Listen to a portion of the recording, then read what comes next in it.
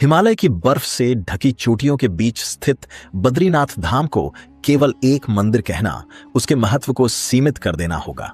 इसे धरती का वैकुंठ कहा जाता है, एक ऐसा स्थान जहां आस्था और रहस्य एक दूसरे में घुल जाते हैं। लेकिन क्या यह केवल श्रद्धा का केंद्र है या फिर किसी ऐसे अदृश्य लोक का प्रवेश द्वार जहां भौतिक सीमाएं समाप्त हो जाती हैं? कभी आपने सोचा है कि नर और नारायण ने अपनी कठोर तपस्या के लिए इस कठिन, निर्जन और दुर्गम स्थान को ही क्यों चुना? आज भी लाखों श्रद्धालु कठिन रास्तों को पार कर यहां पहुंचते हैं, मानो किसी ऐसी अनुभूति की तलाश में जिसे विज्ञान अब तक स्पष्ट रूप से समझ नहीं पाया। यहाँ के नंबूदरी ब्राह्मण पुजारी सदियों से अविवाहित रहते हैं। क्या यह केवल परंपरा है या फिर आत्मिक अनुशासन का एक गहरा रूप जो शरीर से अधिक आत्मा से जुड़ा हुआ है? और भगवान बद्रीनाथ की प्रतिमा, क्या वह केवल एक मूर्ति है या स्वयं प्रकट हुई शालिग्राम शिला जिसे किसी मानव ने नहीं बनाया? एक और रोचक तथ्य यह है कि जहां अधिकांश मंदिर पूरे वर्ष खुले रहते हैं, वहीं बद्रीनाथ धाम के कपाट साल में केवल 6 महीने ही खुलते हैं। शीतकाल के दौरान क्या भगवान यहां नहीं रहते? यदि नहीं, तो उनकी पूजा कहां होती है? मान्यता है कि इन महीनों में पूजा एक विशेष स्थान पर होती है, जहां केवल चुनिंदा साधकों को ही पहुंचने का अवसर मिलता है। मंदिर के कपाट बंद होने के बाद भी वहां एक अखंड ज्योति जलती रहती है। जब चारों ओर बर्फ और सन्नाटा होता है, तब यह दीपक कैसे जलता रहता है? क्या यह किसी व्यवस्था का परिणाम है या किसी दिव्य शक्ति का संकेत? यहां माता लक्ष्मी की पूजा स्त्री वेश में क्यों की जाती है? कथा है कि देवी लक्ष्मी ने बद्री वृक्ष का रूप लेकर भगवान की तपस्या की रक्षा की थी। शायद इसी कारण इस स्थान का नाम बद्रीनाथ पड़ा। ब्रह्म कपाल वह स्थान है जहां पिंडदान करने से आत्मा को मोक्ष मिलने की मान्यता है। कहा जाता है कि यहां ब्रह्मा जी का शीश गिरा था। क्या यह केवल कथा है या किसी अदृश्य सत्य की ओर संकेत? वसुधारा जलप्रपात के बारे में मान्यता है कि इसका जल केवल उन्हीं को स्पर्श करता है जिनका मन शुद्ध होता है। क्या यह लोक कथा है या किसी गहरी चेतना की परीक्षा? और फिर आता है भीम पुल, एक विशाल शिला जिसके बारे में कहा जाता है कि इसे महाबली भीम ने सरस्वती नदी पर रखा था। हजारों वर्षों से यह चट्टान वहीं स्थिर है। क्या यह केवल एक प्राकृतिक संरचना है या किसी अदृश्य शक्ति का प्रमाण? यहां का प्रसाद भी खास माना जाता है। कई लोग दावा करते हैं कि इसे ग्रहण करने के बाद उन्हें भीतर एक अलग ही ऊर्जा का अनुभव होता है। वहीं तप्त कुंड का जल हमेशा गर्म रहता है, जबकि आसपास का वातावरण बेहद ठंडा होता है। यह गर्मी कहां से आती है? भूगर्भीय ऊर्जा या कोई रहस्यमयी स्रोत? बद्रीनाथ में मौन को विशेष महत्व दिया जाता है। माना जाता है कि शब्दों से दूर रहकर ही साधक उस शक्ति को महसूस कर सकता है जिसे व्यक्त नहीं किया जा सकता।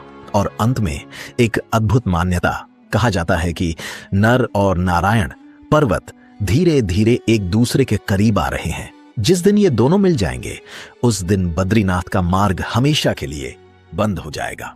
तो क्या बद्रीनाथ केवल एक तीर्थ है या फिर एक ऐसा रहस्यमय स्थान जहां आस्था और अलौकिक अनुभव एक साथ जीवंत हो? क्या ये सब सिर्फ मान्यताएं हैं या फिर आने वाले किसी बड़े बदलाव के संकेत? क्या आपने कभी गौर किया है कि बद्रीनाथ धाम में कुत्ते शायद ही भौंकते हों? बादल बरसते तो हैं, लेकिन उनकी गरज सुनाई नहीं देती। बिजली चमकती है, पर उसकी कड़क गायब रहती है। क्या यह महज एक प्राकृतिक संयोग है या फिर इस स्थान से जुड़ी कोई अदृश्य मर्यादा? मंदिर में शंख नहीं बजाया जाता, जबकि सनातन परंपरा में शंख को अत्यंत पवित्र माना गया है। ऐसा क्यों? और जोशी मठ में स्थित भगवान नरसिंह की प्रतिमा, क्या सच में उनका हाथ धीरे धीरे क्षीण हो रहा है? क्या उस दिन का कोई विशेष महत्व है जब यह पूरी तरह विलीन हो जाएगा? क्या तब कलयुग का संतुलन बदल सकता है? क्या बद्रीनाथ धाम और समय के इस युग के अंत के बीच कोई गहरा संबंध छिपा है? इन सभी रहस्यमयी कथाओं और संकेतों को समझने के लिए अंत तक बने रहिए, क्योंकि आज हम आपको बद्रीनाथ धाम के उन पहलुओं से परिचित कराने जा रहे हैं जिन्हें जानने के बाद आपकी सोच पूरी तरह बदल सकती है। नमस्कार मित्रों, बद्रीनाथ धाम के रहस्यों को समझने से पहले हमें इसकी उत्पत्ति की कथा को जानना जरूरी है।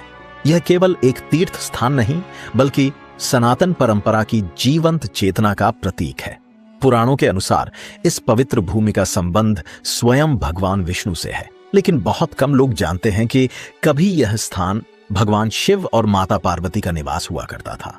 हिमालय की गोद में बसा यह क्षेत्र उनकी उपस्थिति से तपस्या के लिए अत्यंत पवित्र माना जाता था। एक समय ऐसा आया जब भगवान विष्णु की दृष्टि इस स्थान पर पड़ी। इसकी दिव्यता से प्रभावित होकर उन्होंने इसे अपनी साधना भूमि बनाने का निश्चय किया। लेकिन उन्होंने यह स्थान सीधे मांगने के बजाय एक अनोखी लीला रची। भगवान विष्णु ने एक रोते हुए बालक का रूप धारण किया और यहीं से शुरू होती है बद्रीनाथ धाम की अद्भुत कथा। कड़ाके की ठंड के बीच जब माता पार्वती बाहर आईं तो उनकी नजर उस मासूम बालक पर पड़ी। ठंड से कांपता हुआ वह शिशु बेहद असहाय दिख रहा था। उसकी आंखों से बहते आंसू देखकर माता का हृदय करुणा से भर गया। उन्होंने तुरंत उसे अपनी गोद में उठा लिया। लेकिन आश्चर्य की बात यह थी कि गोद में आने के बाद भी वह बालक शांत नहीं हुआ। उसका रोना लगातार जारी रहा। यह देखकर भगवान शिव ने गंभीर स्वर में कहा, यह बालक साधारण नहीं है, इसे अपने से अलग कर दो, समय आने पर सब स्पष्ट हो जाएगा। लेकिन एक मां का हृदय तर्क से नहीं चलता। माता पार्वती ने उनकी बात को अनसुना करते हुए बालक को अपने कक्ष में ले जाकर सुलाने का प्रयास किया। उसी क्षण भगवान विष्णु ने अपनी योग माया से लीला को आगे बढ़ाया। जैसे ही माता पार्वती बालक को भीतर ले गईं, मंदिर के द्वार अपने आप भीतर से बंद हो गए। कुछ समय बाद जब भगवान शिव लौटे तो उन्होंने देखा कि द्वार बंद है। उन्होंने उन्हें खोलने का प्रयास किया, लेकिन द्वार ज्यों के त्यों रहे।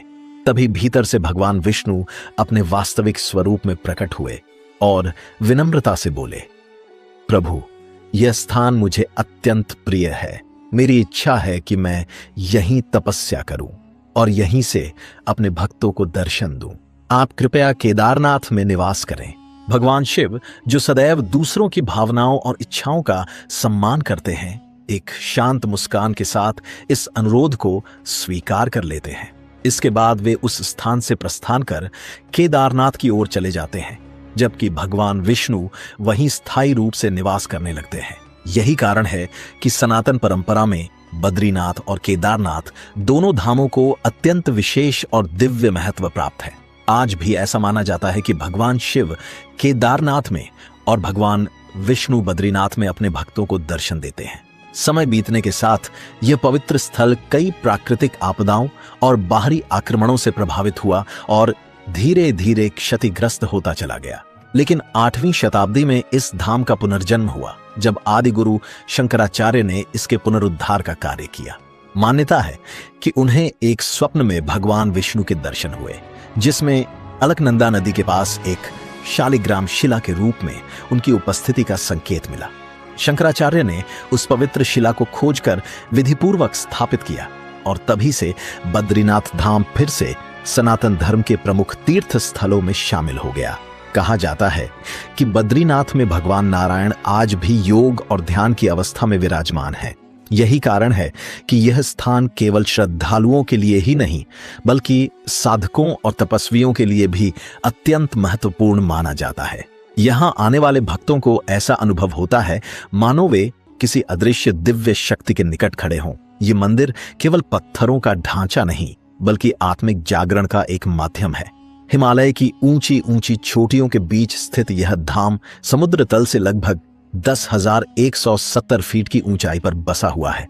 पास में बहने वाली अलकनंदा नदी इसकी पवित्रता को और अधिक बढ़ा देती है। मान्यता यह भी है कि इसी क्षेत्र में नारद मुनि ने भगवान विष्णु की कठोर तपस्या की थी और उन्हें साक्षात दर्शन प्राप्त हुए थे। इतिहास, अध्यात्म और प्रकृति का अनोखा संगम बद्रीनाथ धाम को सनातन संस्कृति की अमूल्य धरोहर बनाता है। हर वर्ष लाखों श्रद्धालु यहाँ केवल दर्शन के लिए नहीं, बल्कि मानसिक शांति और ईश्वर के सानिध्य का अनुभव करने के लिए आते हैं। यह यात्रा केवल बाहरी नहीं होती, बल्कि यह व्यक्ति के भीतर की यात्रा बन जाती है, जो उसे जीवन के गहरे रहस्यों से परिचित कराती है। बद्रीनाथ धाम से जुड़े कई रहस्य और चमत्कार भी प्रचलित है। इनमें से एक सबसे रहस्यमयी परंपरा यह है कि यहाँ शंख नहीं बजाया जाता, जबकि यह भगवान विष्णु का धाम है। फिर भी शंख ध्वनि निषिद्ध मानी जाती है। इसके पीछे एक रोचक पौराणिक कथा छिपी हुई है। लेकिन उस कथा को जानने से पहले आइए बद्रीनाथ धाम से जुड़े कुछ और रहस्यों पर नजर डालते हैं। उत्तराखंड के हिमालय की गोद में स्थित बद्रीनाथ धाम केवल एक मंदिर नहीं बल्कि एक जीवंत आध्यात्मिक कथा है। यहाँ भगवान विष्णु के बद्री विशाल रूप की पूजा की जाती है। मंदिर में स्थापित मूर्ति लगभग 1 मीटर लंबी मानी जाती है और इसे शालिग्राम शिला से निर्मित बताया जाता है। मान्यता है कि यह कोई साधारण प्रतिमा नहीं बल्कि स्वयं प्रकट हुई दिव्य मूर्तियों में से एक है। इतिहास के अनुसार 6वीं से 7वीं शताब्दी के आसपास यह क्षेत्र पूरी तरह सुरक्षित नहीं था। न तो मंदिर की रक्षा के लिए कोई विशेष व्यवस्था थी और न ही सुरक्षा के पर्याप्त साधन। बाहरी आक्रमणों और असामाजिक तत्वों के खतरे को देखते हुए उस समय के पुजारियों ने एक महत्वपूर्ण निर्णय लिया। भगवान बद्री विशाल की मूर्ति को सुरक्षित रखने के लिए उन्होंने उसे अलकनंदा नदी की धारा में प्रवाहित कर दिया ताकि वह किसी भी प्रकार के नुकसान से बची रह सके। समय बीतता गया, लेकिन इस घटना ने इस धाम के इतिहास में एक गहरी छाप छोड़ दी। समय की धूल में लिपटी वह दिव्य प्रतिमा मानो लोगों की स्मृतियों से भी विलुप्त हो चुकी थी। कई सदियों के बाद जब आदि गुरु शंकराचार्य बद्रीनाथ धाम पहुंचे, तब उन्हें इस प्राचीन मंदिर और उससे जुड़ी परंपराओं का ज्ञान हुआ। जब वहां के पुजारियों ने बताया कि मूल विग्रह को बहुत पहले अलकनंदा नदी में समर्पित कर दिया गया था और अब किसी को यह भी झांक नहीं कि वह किस दिशा में प्रवाहित हो गया, तब शंकराचार्य ने गहन ध्यान साधना का मार्ग अपनाया। ध्यान समाप्त होते ही वे बिना विलंब नदी की ओर अग्रसर हुए और अचानक नारद कुंड में कूद पड़े। यह दृश्य देखकर उपस्थित लोग भयभीत हो उठे, क्योंकि नारद कुंड अत्यंत गहरा और उग्र प्रवाह वाला स्थान माना जाता है, जहां से जीवित लौटना लगभग असंभव समझा जाता है। परंतु शंकराचार्य कोई साधारण मानव नहीं बल्कि अद्वितीय आध्यात्मिक शक्ति से संपन्न महापुरुष थे। कुछ ही क्षणों बाद जब वे जल से बाहर आए तो उनके हाथों में वही पावन बद्री विशाल की प्रतिमा थी जिसे वर्षों पहले जल में समर्पित किया गया था। इसके पश्चात उस दिव्य विग्रह की पुनः स्थापना की गई और तभी से लेकर आज तक उसी स्वरूप की पूजा निरंतर होती चली आ रही है। यह प्रतिमा केवल एक शिल्प नहीं बल्कि श्रद्धालुओं के लिए भगवान विष्णु की सजीव उपस्थिति का प्रतीक है। आज जो दर्शन भक्तों को प्राप्त होते हैं वे आदि गुरु शंकराचार्य की साधना, श्रद्धा और अटूट संकल्प का परिणाम है। बद्रीनाथ धाम न केवल आध्यात्मिक ऊर्जा का केंद्र है बल्कि अनेक चमत्कारों और ऐतिहासिक घटनाओं से जुड़ा एक अनुपम तीर्थ भी है। यहाँ आने वाला हर व्यक्ति उस दिव्य प्रतिमा के दर्शन से भीतर एक अद्भुत शांति और अलौकिक अनुभूति करता है, मानो स्वयं नारायण साक्षात उसके सम्मुख विराजमान हो। धार्मिक मान्यताओं के अनुसार बद्रीनाथ एक ऐसा पवित्र स्थल है जहां वर्ष के 6 महीने मानव भगवान की सेवा करते हैं और शेष 6 महीने देवताओं द्वारा पूजा संपन्न होती है। केदारनाथ की तरह यहां भी शीत ऋतु में मंदिर के कपाट विधिवत बंद कर दिए जाते हैं। भाई दूज के दिन द्वार बंद होते हैं और अक्षय तृतीया के शुभ अवसर पर पुनः खोले जाते हैं। कपाट बंद होने की तिथि विजयदशमी पर घोषित की जाती है, जबकि खुलने की तिथि महाशिवरात्रि के दिन निर्धारित होती है। जब भी जीवन में बद्रीनाथ धाम जाने का अवसर मिले तो भगवान बद्री विशाल के दर्शन के साथ साथ आदि गुरु शंकराचार्य को नमन करना न भूलें। उनके प्रयासों के कारण ही यह दिव्य प्रतिमा आज भी हमें दर्शन देकर ईश्वर की अनंत कृपा का अनुभव कराती है। अब प्रश्न उठता है कि आखिर हर वर्ष लगभग 6 महीने तक मंदिर के कपाट क्यों बंद रहते हैं? इसका उत्तर आस्था के साथ साथ प्रकृति में भी निहित है।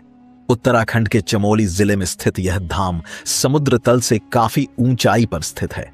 अक्टूबर के अंत से लेकर अप्रैल तक यहाँ कड़ाके की ठंड और भारी हिमपात होता है। कई फीट मोटी बर्फ सड़कों, घाटियों और मार्गों को ढक लेती है, जिससे यहाँ पहुंचना लगभग असंभव हो जाता है। इन्हीं कठिन प्राकृतिक परिस्थितियों को ध्यान में रखते हुए और परंपराओं का पालन करते हुए हर वर्ष इस अवधि में मंदिर के कपाट बंद कर दिए जाते हैं। इसका उद्देश्य केवल सुरक्षा नहीं बल्कि मंदिर की पवित्रता और धार्मिक मर्यादा को बनाए रखना भी है। हालांकि कपाट बंद होने के बावजूद भगवान की पूजा रुकती नहीं बल्कि निर्धारित परंपराओं के अनुसार जारी रहती है। यह माना जाता है कि जब बद्रीनाथ धाम के कपाट शीतकाल के लिए बंद हो जाते हैं तब भगवान की पूजा रुकती नहीं है। उस समय पूजा का केंद्र नरसिंह मंदिर बन जाता है, जहां भगवान बद्री विशाल की उत्सव मूर्ति स्थापित कर दी जाती है। पूरे 6 महीनों तक सभी विधि विधान और दैनिक अनुष्ठान वहीं संपन्न किए जाते हैं। ये परंपरा कोई नई नहीं बल्कि सदियों से चली आ रही एक जीवंत आध्यात्मिक विरासत है, जिसका महत्व भक्तों के लिए अत्यंत गहरा है। जब ग्रीष्म ऋतु में अक्षय तृतीया के पावन दिन पर बद्रीनाथ मंदिर के द्वार पुनः खुलते हैं, तब एक अद्भुत और रहस्यमय दृश्य सामने आता है। मंदिर के गर्भगृह में एक दीपक पहले से जलता हुआ पाया जाता है। श्रद्धालुओं की मान्यता है कि यह दीपक देवताओं द्वारा प्रज्वलित किया गया होता है और पूरे शीतकाल में दिव्य लोक में पूजा निरंतर चलती रहती है। इसी कारण बद्रीनाथ धाम को केवल एक तीर्थ स्थल नहीं बल्कि एक ऐसे आध्यात्मिक केंद्र के रूप में देखा जाता है, जहां मानो मनुष्य और देवताओं के बीच की दूरी समाप्त हो जाती है। यहाँ की सबसे चमत्कारी परंपराओं में से एक है अखंड ज्योति। कहा जाता है कि कपाट बंद करने से पहले मुख्य पुजारी विधिपूर्वक इस दीप को जलाते हैं। इसके बाद जब 6 महीने तक पूरा क्षेत्र बर्फ से ढका रहता है और कोई भी व्यक्ति मंदिर में प्रवेश नहीं करता, तब भी यह ज्योति लगातार जलती रहती है, बिना तेल और बिना बाती के। जब मंदिर दोबारा खुलता है तो वही दीपक जलता हुआ मिलता है। यह दृश्य हर किसी के मन में आश्चर्य और श्रद्धा दोनों को जागृत कर देता है। विज्ञान आज तक इस रहस्य का स्पष्ट उत्तर नहीं दे पाया है। क्या यह कोई प्राकृतिक प्रक्रिया है, कोई अज्ञात ऊर्जा का प्रभाव, या फिर दिव्य शक्ति का संकेत? सनातन परंपरा में इसे भगवान बद्री विशाल की उपस्थिति का प्रतीक माना जाता है और विश्वास किया जाता है कि देवता स्वयं यहां पूजा करते हैं। इसके अलावा बद्रीनाथ मंदिर की एक और विशेष परंपरा है। यहाँ के मुख्य पुजारी, जिन्हें रावल कहा जाता है, केवल केरल के नंबूदरी ब्राह्मण ही बन सकते हैं। इस परंपरा की शुरुआत आदि शंकराचार्य ने की थी। मान्यता है कि उन्होंने ही नारद कुंड से भगवान विष्णु की मूर्ति निकालकर बद्रीनाथ में पुनः स्थापित किया था। आदि शंकराचार्य का उद्देश्य केवल धार्मिक पुनर्स्थापना नहीं था, बल्कि पूरे भारत को सांस्कृतिक और आध्यात्मिक रूप से जोड़ना भी था। इसी सोच के तहत उन्होंने यह व्यवस्था बनाई कि उत्तर भारत के मंदिरों में दक्षिण भारतीय ब्राह्मण सेवा करें और दक्षिण भारत के मंदिरों में उत्तर भारतीय ब्राह्मण। आज भी यह परंपरा बद्रीनाथ धाम में पूरी निष्ठा से निभाई जाती है। रावल बनने की प्रक्रिया भी अत्यंत कठिन और अनुशासित होती है। इसके लिए चुने गए नंबूदरी ब्राह्मणों को वेदों और शास्त्रों का गहन ज्ञान होना आवश्यक है। पहले उन्हें नायब रावल के रूप में सेवा करनी होती है, जहां वे मंदिर की सभी परंपराओं और अनुष्ठानों को व्यवहारिक रूप से सीखते हैं। इस पूरी व्यवस्था का संचालन बद्रीनाथ मंदिर समिति द्वारा किया जाता है, जो पुजारियों के चयन, प्रशिक्षण और धार्मिक नियमों के पालन की जिम्मेदारी निभाती है। इन सभी परंपराओं, रहस्यों और मान्यताओं के कारण बद्रीनाथ धाम केवल एक पूजा स्थल नहीं बल्कि सनातन संस्कृति की जीवंत आत्मा का प्रतीक बन जाता है। यह परंपरा सदियों पुरानी है और बद्रीनाथ धाम की उस दिव्य पहचान को प्रकट करती है जिसमें समय के साथ कोई परिवर्तन नहीं आया। यहाँ की पूजा पद्धति केवल एक धार्मिक क्रिया नहीं बल्कि भारत की उस आध्यात्मिक दृष्टि का प्रतीक है जहां विविधताओं के बावजूद एकता की भावना जीवित रहती है। यही कारण है कि यह धाम सिर्फ एक मंदिर नहीं बल्कि अद्भुत और अलौकिक ऊर्जा से भरा हुआ स्थान माना जाता है, जिसकी अनुभूति हर श्रद्धालु के मन को भीतर तक छू जाती है। इस पवित्र स्थान से जुड़ी कई ऐसी मान्यताएं और नियम हैं जो इसे अन्य तीर्थों से अलग बनाते हैं। इनमें एक महत्वपूर्ण नियम यह है कि यहां विराजमान भगवान विष्णु की मूर्ति को कोई साधारण भक्त स्पर्श नहीं कर सकता। यह अधिकार केवल मुख्य पुजारी, जिन्हें रावल कहा जाता है, को ही प्राप्त होता है। यह परंपरा वर्षों से मंदिर की गरिमा और पवित्रता को बनाए रखने के लिए निभाई जा रही है। लेकिन इस धाम की सबसे अनोखी परंपरा स्वयं रावल से जुड़ी है। साल में 2 विशेष अवसर ऐसे आते हैं जब रावल को स्त्री वेश धारण करना पड़ता है। यह केवल एक बाहरी बदलाव नहीं बल्कि गहरे आध्यात्मिक अर्थों से जुड़ा अनुष्ठान है। मान्यता है कि यहाँ नर नारायण रूप में भगवान विष्णु विराजमान हैं और माता लक्ष्मी की उपस्थिति भी उतनी ही महत्वपूर्ण मानी जाती है। परंपरा के अनुसार विजयदशमी के आसपास जब शीतकाल के लिए मंदिर के कपाट बंद किए जाते हैं, तब माता लक्ष्मी की प्रतिमा को गर्भगृह में विशेष विधि से स्थापित किया जाता है। वहीं वसंत पंचमी के दिन मंदिर के पुनः खुलने की तिथि निर्धारित की जाती है, जो प्रायः अप्रैल में होती है। इसी अवधि में एक विशेष अनुष्ठान संपन्न होता है, जिसमें रावल देवी लक्ष्मी की सखी पार्वती का रूप धारण करते हैं। धार्मिक मान्यताओं के अनुसार पुरुष द्वारा देवी के विग्रह को सीधे स्पर्श करना उचित नहीं माना जाता। इसलिए इस अनुष्ठान के दौरान रावल पूर्णतः स्त्री स्वरूप में सजकर माता लक्ष्मी की प्रतिमा को विधिपूर्वक स्थानांतरित करते हैं। यह परंपरा इस धाम की आध्यात्मिक गहराई और रहस्य को और भी बढ़ा देती है। इसी वजह से बद्रीनाथ धाम केवल एक तीर्थ स्थल नहीं रह जाता, बल्कि आस्था, चमत्कार और दिव्यता का अद्भुत संगम बन जाता है, जहां हर परंपरा के पीछे एक गहन आध्यात्मिक संदेश छिपा हुआ प्रतीत होता है। यहां आने वाला हर व्यक्ति किसी न किसी रूप में ईश्वरीय उपस्थिति का अनुभव करता है। इसके अतिरिक्त यहां स्थित ब्रह्म कपाल भी अत्यंत पवित्र और रहस्यमय स्थान है। यह स्थान विशेष रूप से पिंडदान के लिए प्रसिद्ध है।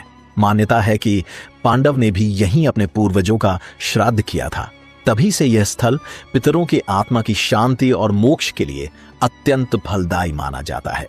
धार्मिक ग्रंथों, विशेषकर स्कंद पुराण में भी ब्रह्म कपाल को श्रेष्ठ पितृतीर्थ बताया गया है। ऐसा विश्वास है कि यहाँ विधिपूर्वक पिंडदान करने से पूर्वजों को मोक्ष प्राप्त होता है और वे सभी बंधनों से मुक्त हो जाते हैं। यह स्थान एक और गहन रहस्य अपने भीतर समेटे हुए है, जो भगवान शिव की कथा से जुड़ा हुआ माना जाता है। मान्यता के अनुसार जब ब्रह्मा जी अपनी ही रचना शतरूपा के सौंदर्य से मोहित हो गए, तब शिव ने अपने त्रिशूल से उनका 5वां सिर अलग कर दिया। इस घटना के कारण शिव पर ब्रह्म हत्या का दोष लगा। इस पाप से मुक्ति पाने के लिए उन्होंने इसी पवित्र स्थल पर कठोर तप किया। कहा जाता है कि ब्रह्म कपाल में उन्हें इस दोष से छुटकारा मिला। यही कारण है कि यह स्थान न केवल पितरों की शांति के लिए, बल्कि बड़े से बड़े पापों से मुक्ति के लिए भी अत्यंत महत्वपूर्ण माना जाता है। आज भी यहाँ दूर दूर से लोग अपने पूर्वजों के निमित्त पिंडदान करने आते हैं, ताकि उनकी आत्मा को शांति मिले और उन्हें मोक्ष की प्राप्ति हो सके। बद्रीनाथ धाम की इसी पवित्र भूमि पर स्थित वसुधारा जलप्रपात अपने भीतर एक अद्भुत रहस्य समेटे हुए है। लगभग 400 फीट की ऊंचाई से गिरने वाला यह झरना मंदिर से करीब 4 किलोमीटर दूर स्थित है। देखने में यह सामान्य जलप्रपात जैसा प्रतीत होता है, लेकिन इसकी पहचान केवल प्राकृतिक सुंदरता तक सीमित नहीं है। यह गहरी आस्था और आध्यात्मिक मान्यताओं से जुड़ा हुआ है। कहा जाता है कि महाभारत के युद्ध के बाद जब पांडव स्वर्ग की अंतिम यात्रा पर निकले, तो उन्होंने इसी मार्ग का अनुसरण किया था। जनश्रुति के अनुसार इसी स्थान पर सहदेव ने अपने शरीर का त्याग किया था। इसलिए यह क्षेत्र केवल एक तीर्थ नहीं, बल्कि त्याग और मोक्ष की स्मृति का प्रतीक भी माना जाता है। वसुधारा से जुड़ी एक रोचक मान्यता यह भी है कि इसका जल हर व्यक्ति को समान रूप से स्पर्श नहीं करता। कहा जाता है कि जिन लोगों के मन में नकारात्मकता या पापपूर्ण विचार होते हैं, उनके ऊपर गिरते हुए भी इसकी बूंदें उन्हें नहीं छूती, जबकि जिनका मन शुद्ध और भावनाएं सात्विक होती हैं, उन पर यह जल स्वतः बरसने लगता है। इस विश्वास के चलते इसे आत्मा की पवित्रता का प्रतीक माना जाता है। जब इस झरने की महीन धाराएं सूर्य की किरणों से मिलती हैं, तो आसपास का वातावरण एक दिव्य आभा से भर उठता है। यह दृश्य इतना मनमोहक होता है कि वहां उपस्थित हर व्यक्ति एक अलग ही शांति और सकारात्मक ऊर्जा का अनुभव करता है। वसुधारा से थोड़ी ही दूरी पर स्थित है भीम पुल, जो अपने आप में एक अद्भुत चमत्कार जैसा प्रतीत होता है। यह पुल एक विशाल शिला से बना हुआ है, जिसे देखकर यह समझ पाना कठिन है कि यह कैसे संभव हुआ होगा। इसकी बनावट और इससे जुड़ी पौराणिक कथाएं हर यात्री को आश्चर्यचकित कर देती हैं। ऐसा लगता है मानो यह कोई साधारण पत्थर नहीं, बल्कि किसी दिव्य शक्ति द्वारा निर्मित मार्ग हो। यह स्थान केवल एक भौगोलिक स्थल नहीं, बल्कि उस अदृश्य दिव्यता का अनुभव है जिसे भारतीय परंपरा सदियों से महसूस करती आई है। यह माना जाता है कि यही वह पवित्र स्थान है जहां से महाभारत के वीर योद्धा भीम अपने भाइयों और द्रौपदी के साथ स्वर्ग की अंतिम यात्रा पर अग्रसर हुए थे। हिमालय की कठिन और रहस्यमयी घाटियों से गुजरती इस दिव्य यात्रा के दौरान उनके सामने एक प्रचंड वेग से बहती सरस्वती नदी आ खड़ी हुई।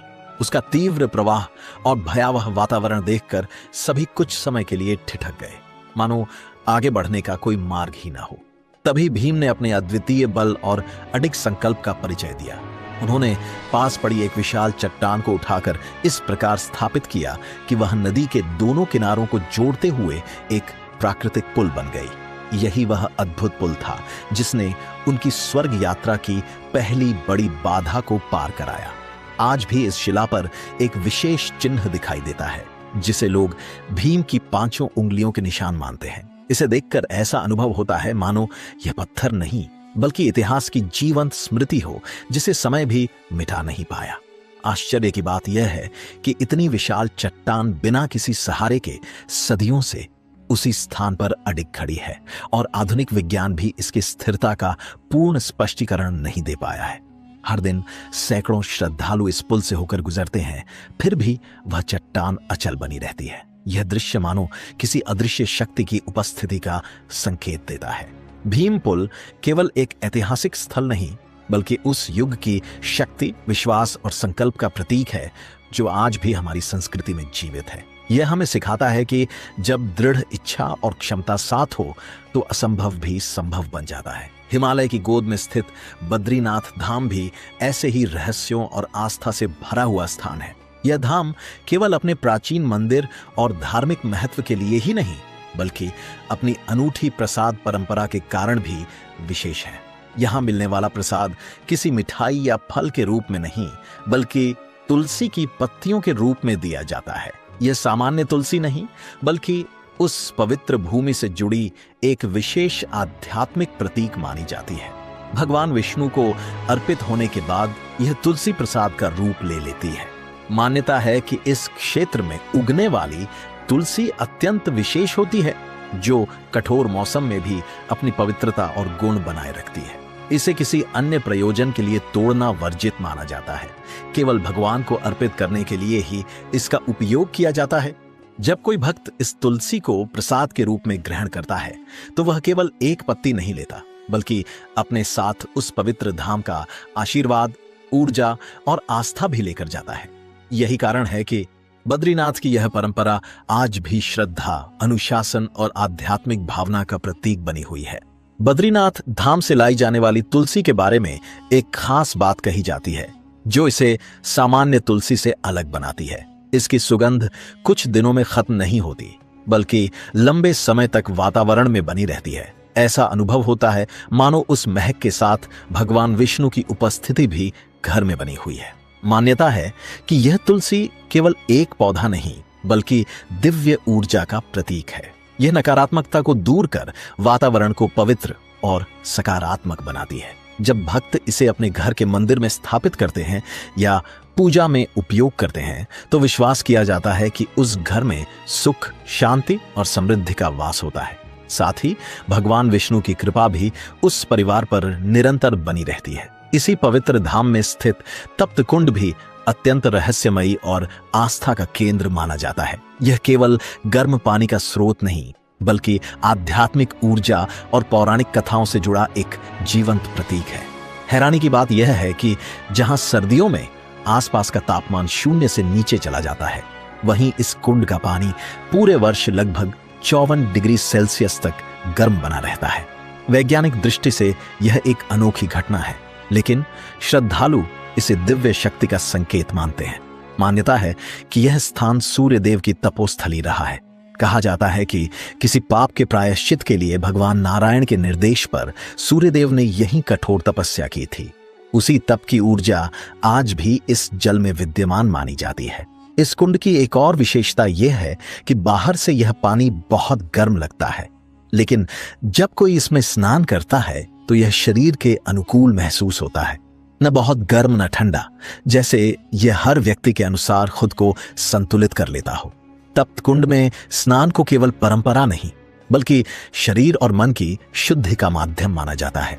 ऐसा विश्वास है कि इसमें स्नान करने से त्वचा संबंधी समस्याओं में राहत मिलती है और मानसिक तनाव भी कम होता है। यह अनुभव केवल शारीरिक नहीं बल्कि आत्मिक शांति का भी एहसास कराता है। बद्रीनाथ यात्रा को तब तक पूर्ण नहीं माना जाता जब तक श्रद्धालु इस कुंड में स्नान न कर ले। यहां स्नान करते समय जो ऊर्जा और ईश्वर से जुड़ाव महसूस होता है उसे शब्दों में व्यक्त करना कठिन है। इसी कारण बद्रीनाथ धाम को केवल एक मंदिर नहीं बल्कि एक जीवंत तपोभूमि माना जाता है, जहां भगवान नारायण स्वयं ध्यान मग्न है। यह स्थान एक साधारण तीर्थ नहीं बल्कि गहन आध्यात्मिक साधना का केंद्र है। इसके अलावा इस धाम से जुड़ा एक और रहस्य भी लोगों को आश्चर्यचकित करता है। कहा जाता है कि यहाँ प्रकृति भी मानो शांत हो जाती है। न कुत्तों के भौंकने की आवाज, न बादलों की तेज गर्जना और न ही बिजली की कड़क स्पष्ट रूप से सुनाई देती है। मान्यता है कि भगवान नारायण की गहन तपस्या में कोई बाधा ना आए, इसलिए पूरी प्रकृति भी मौन साध लेती है। यहां तक कि पशु पक्षी भी इस पवित्रता के प्रभाव में शांत रहते हैं। बिजली आकाश में चमकती जरूर है, लेकिन उसकी आवाज सुनाई नहीं देती। यह अनुभव इस स्थान की रहस्यमय और दिव्य शक्ति को और भी गहरा बना देता है। बादल यहां बरसते तो हैं, लेकिन उनकी गरज सुनाई नहीं देती, मानो आकाश और पृथ्वी दोनों ही इस स्थान की पवित्रता को समझ चुके हों। यह कोई सामान्य भूमि नहीं बल्कि तप और साधना से रक्षित एक दिव्य क्षेत्र है। ये शांति केवल वातावरण तक सीमित नहीं रहती। जो भी श्रद्धा के साथ बद्रीनाथ की धरती पर कदम रखता है उसके भीतर एक अद्भुत सुकून उतरने लगता है। यह अनुभव किसी भौतिक संरचना का नहीं बल्कि उस दिव्य ऊर्जा का परिणाम है जो सदियों से यहाँ प्रवाहित हो रही है। ये वह स्थान है जहाँ प्रकृति स्वयं भक्ति में लीन प्रतीत होती है और मौन उसकी अभिव्यक्ति बन जाता है। लेकिन इस धाम की महिमा यहीं समाप्त नहीं होती। बहुत प्राचीन समय में भगवान विष्णु इसी पवित्र स्थान पर गहन ध्यान में लीन थे। उनका ध्यान इतना गहरा था कि उन्हें समय का कोई आभास नहीं रहा, न दिन का न रात का। ऋतुएं बदलती रहीं, युग बीतते गए, पर उनका ध्यान अडिग बना रहा। इसी दौरान इस क्षेत्र में अत्यंत भयंकर हिमपात आरंभ हुआ। बर्फ की मोटी परतें हर ओर फैल गईं और धीरे धीरे भगवान विष्णु का तपस्थल भी उसमें ढक गया। ये दृश्य देखकर माता लक्ष्मी का हृदय व्याकुल हो उठा। उन्होंने देखा कि सृष्टि के पालनकर्ता स्वयं प्रकृति के प्रकोप में घिर गए हैं और फिर भी उनका ध्यान विचलित नहीं हो रहा। तब देवी लक्ष्मी ने एक अद्वितीय निर्णय लिया। उन्होंने अपने दिव्य स्वरूप को त्याग कर एक बद्री वृक्ष अर्थात जंगली बेर के पेड़ का रूप धारण कर लिया। उस वृक्ष के रूप में वे स्थिर खड़ी रहीं ताकि हिम, वर्षा और धूप से भगवान विष्णु की रक्षा कर सकें। समय बीतता रहा, युग बदलते गए, लेकिन उनका यह प्रेमपूर्ण तप कभी डगमगाया नहीं। जब अंततः भगवान विष्णु ने अपना ध्यान पूर्ण कर नेत्र खोले तो उन्होंने देखा कि एक वृक्ष उन्हें ढके खड़ा है जो स्वयं माता लक्ष्मी का रूप था। यह देखकर उनका हृदय प्रेम और कृतज्ञता से भर गया। उन्होंने देवी लक्ष्मी से कहा, जैसे मैंने तप किया वैसे ही तुमने प्रेम और समर्पण का तप किया है। अब इस धाम में मेरी पूजा अकेले नहीं बल्कि हमारे संयुक्त रूप में की जाएगी। और क्योंकि देवी लक्ष्मी ने बद्री वृक्ष बनकर उनकी रक्षा की थी, तभी से इस स्थान को बद्रीनाथ के नाम से जाना जाने लगा, अर्थात बद्री वन के स्वामी। यह धाम केवल एक तीर्थ स्थल नहीं बल्कि त्याग, प्रेम और तपस्या की जीवंत परंपरा का प्रतीक है। यहाँ साधना और समर्पण दोनों को समान महत्व दिया जाता है। आज भी लाखों श्रद्धालु यहाँ दर्शन के लिए आते हैं, लेकिन बहुत कम लोग इस नाम के पीछे छिपी इस अद्भुत कथा को जानते हैं, जहाँ प्रेम ने स्वयं को एक वृक्ष के रूप में अर्पित कर दिया। हिमालय की ऊंचाइयों में स्थित यह क्षेत्र केवल प्राकृतिक सौंदर्य के लिए ही नहीं बल्कि अपनी आध्यात्मिक ऊर्जा के लिए भी प्रसिद्ध है। इसी क्षेत्र में दो विशाल पर्वत स्थित हैं, नर और नारायण।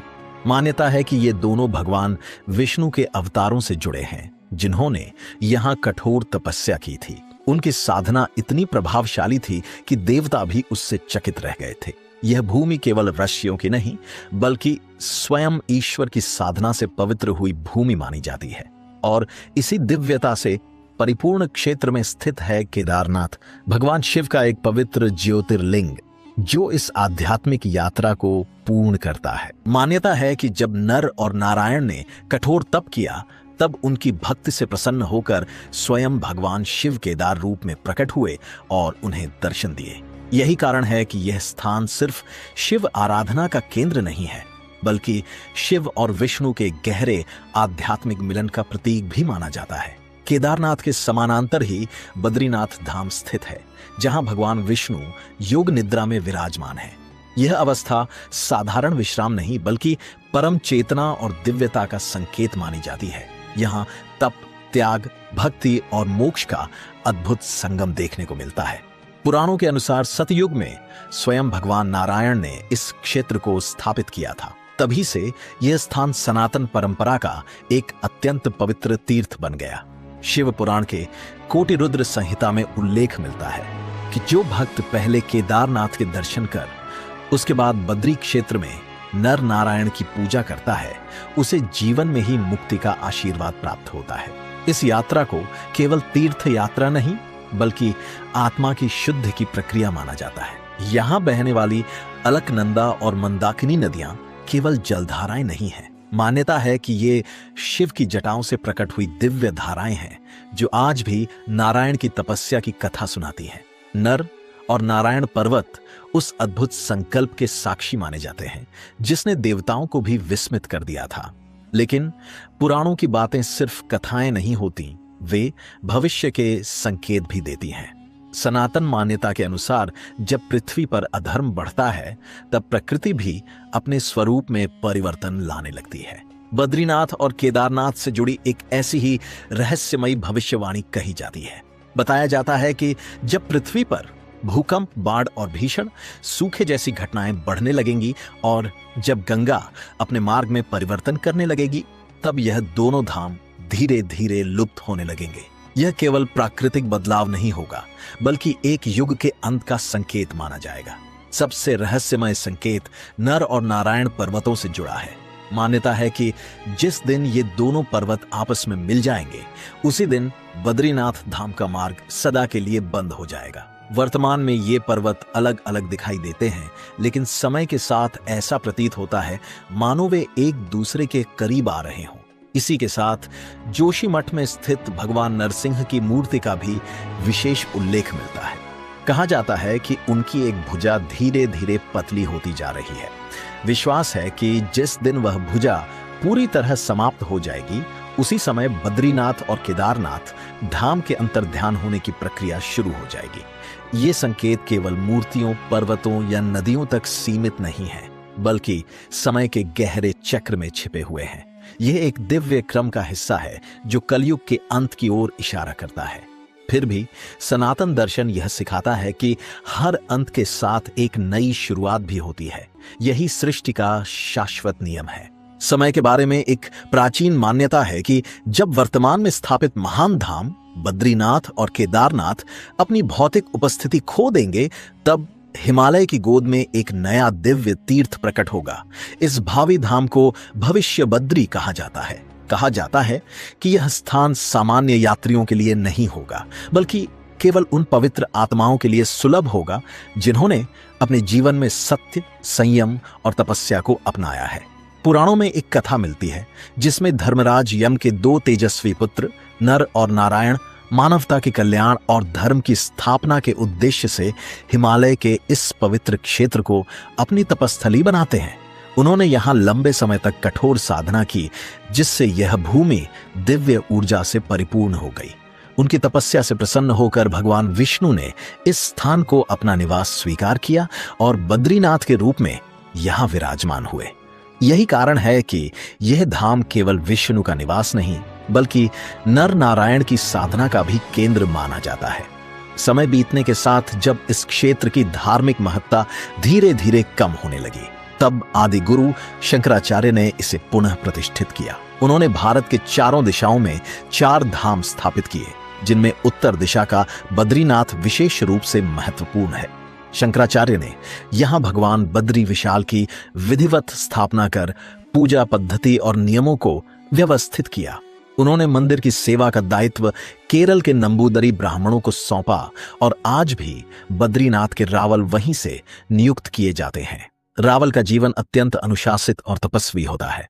वे अविवाहित रहते हैं और पूर्ण ब्रह्मचर्य का पालन करते हैं। सांसारिक संबंधों से दूरी बनाए रखना उनके लिए आवश्यक होता है। यहां तक कि स्त्री स्पर्श भी वर्जित माना जाता है, क्योंकि यह विश्वास है कि ईश्वर की सेवा में पूर्ण शुद्धता और एकाग्रता बनाए रखना जरूरी है।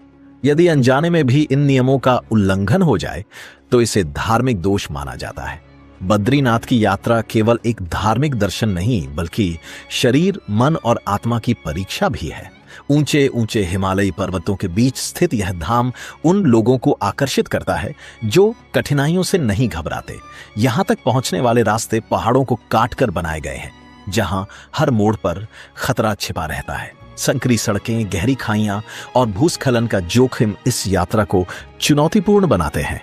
कई बार पहाड़ों से गिरती चट्टानें रास्तों को पूरी तरह बंद कर देती हैं और धूल का घना गुब्बार ऐसा प्रतीत होता है मानो यात्री किसी रहस्यमय लोक में प्रवेश कर रहा हो।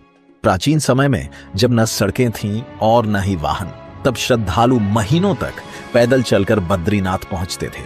उनके पास सीमित साधन होते थे, लेकिन हृदय में अटूट आस्था होती थी। आज भले ही आधुनिक सुविधाएं उपलब्ध हो गई हों, फिर भी यह यात्रा आसान नहीं हुई है। कई जगह सड़कें इतनी संकरी हैं कि एक वाहन को दूसरे के लिए रुकना पड़ता है। यही कठिनाइयां इस यात्रा को एक साधारण यात्रा से ऊपर उठाकर आध्यात्मिक अनुभव बना देती हैं। कहा जाता है कि इस मार्ग पर हर कदम एक परीक्षा है। बदलता मौसम, खतरनाक रास्ते और गहरी खाइयां हर पल सावधानी मांगती हैं। लेकिन मान्यता यह भी है कि जो श्रद्धालु सच्चे मन और अटूट विश्वास के साथ यात्रा करते हैं, उनकी रक्षा स्वयं प्रकृति करती है। वहीं जिनके मन में अहंकार या छल होता है, वे अक्सर इन कठिनाइयों में उलझ जाते हैं। इस प्रकार बद्रीनाथ की यात्रा केवल एक धार्मिक अनुष्ठान नहीं, बल्कि आस्था, साहस और आत्मिक शुद्धता की एक गहन परीक्षा है। यह यात्रा केवल एक स्थान तक पहुंचने का मार्ग नहीं, बल्कि आत्मा को समझने और परखने का अवसर है। यहां आने वाला हर यात्री अपने भीतर छिपी शक्ति, धैर्य और आस्था को नए रूप में अनुभव करता है। रास्ते की हर कठिनाई, हर मोड़ और हर ऊंचाई मानव साधक को ईश्वर के और करीब ले जाने का माध्यम बन जाती है। यही कारण है कि यह यात्रा केवल भौतिक नहीं, बल्कि गहरे आध्यात्मिक परिवर्तन का प्रतीक बन जाती है। बद्रीनाथ धाम का हर कोना दिव्य ऊर्जा से भरा हुआ है, लेकिन यहाँ की एक परंपरा इसे अन्य सभी तीर्थों से अलग पहचान देती है। यहाँ शंख नहीं बजाया जाता, जबकि हिंदू धर्म में शंखनाद को अत्यंत पवित्र और शुभ माना जाता है। बद्रीनाथ धाम इस नियम का अपवाद है। इस परंपरा के पीछे एक भावनात्मक और आध्यात्मिक कथा जुड़ी हुई है, जो भगवान विष्णु और माता लक्ष्मी के प्रेम, सम्मान और तपस्या को दर्शाती है। मान्यता के अनुसार एक समय मंदिर परिसर के पास स्थित तुलसी भवन में माता लक्ष्मी गहन तप में लीन थी। उनकी साधना इतनी सूक्ष्म और एकाग्र थी कि कोई भी ध्वनि या कंपन उसे भंग कर सकता था। उसी दौरान भगवान विष्णु ने शंखचूर्ण नामक एक दुष्ट असुर का वध किया। सामान्यतः ऐसी विजय के बाद शंखनाद किया जाता है, लेकिन भगवान विष्णु ने ऐसा नहीं किया। उन्हें ज्ञात था कि शंख की ध्वनि माता लक्ष्मी की तपस्या में बाधा बन सकती है, इसलिए उन्होंने अपनी विजय का उत्सव मौन रहकर मनाया। यह मौन केवल एक निर्णय नहीं था, बल्कि प्रेम, संवेदनशीलता और साधना के प्रति सम्मान का प्रतीक बन गया। इसी घटना के बाद से बद्रीनाथ धाम में शंख बजाने की परंपरा समाप्त हो गई और यह नियम आज तक पूरी श्रद्धा के साथ निभाया जाता है। आज भी मंदिर परिसर में न तो पुजारी शंख बजाते हैं और न ही श्रद्धालु। सभी इस परंपरा का पालन करते हुए भगवान विष्णु की उस मौन भावना का सम्मान करते हैं। हालांकि सामान्यतः शंख की ध्वनि को नकारात्मक ऊर्जा को दूर करने और वातावरण को शुद्ध करने वाला माना जाता है, लेकिन बद्रीनाथ जैसे दिव्य स्थल पर माता लक्ष्मी की तपस्या की मर्यादा को उससे भी अधिक महत्व दिया गया है। यही विशेषता इस धाम को अनोखा बनाती है और यह सिखाती है कि सच्ची भक्ति में अनुशासन, सम्मान और संवेदनशीलता सर्वोपरि होते हैं। आशा है कि इस प्रस्तुति के माध्यम से आपको बद्रीनाथ धाम से जुड़ी कुछ नई और रोचक बातें जानने को मिली होंगी। अगर आपको यह जानकारी अच्छी लगी हो तो इसे दूसरों के साथ साझा करें और ऐसे ही और ज्ञानवर्धक विषयों के लिए जुड़े रहें।